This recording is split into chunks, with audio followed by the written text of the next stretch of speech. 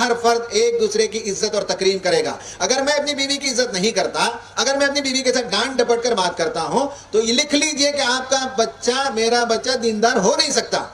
اگر میں اپنے بھائی بہنوں کے خلاف میرے گھر میں باتیں کرتے بیٹھتا ہوں، چھوٹے بچے سنتے رہتے ہیں، تو لکھ لیجئے کہ آپ کے بچے دیندار نہیں بن سکتے. اگر میرے گھر میں کوئی مہمان آتا ہی نہیں، میں کسی کو کھلاتا ہی نہیں ہوں، ہمارے بچے دیندار بن نہیں سکتے. تو دینداری کا مطلب کچھ بنیادی اصول ہے جہاں ہر ایک دوسرے کا احترام کرے، آپس میں ایک دوسرے کا تعاون کرے. اگر میں اپنی بیوی کا تعاون ہی نہیں کرتا کچن کے معاملات میں، تو میرے بچوں کو تاثر یہ ملتا ہے کہ مرد کا مطلب ہے زبردست رولر، اسے گھر میں آ کر کچھ کام کرنا نہیں ہوتا، اس کے ویلیوز بدل جاتے ہیں. وہ سمجھتا ہے کہ عورت تو گھر کی لونڈی ہے، عورت تو گھر کی غلام ہے، وہ کام کرنا اس کی ذمہ داری ہے، مرد کی کوئی ذمہ داری نہیں ہے. میرا عمل بتاتا ہے کہ میں کن ویلیوز کو اپ ہولڈ کرتا ہوں.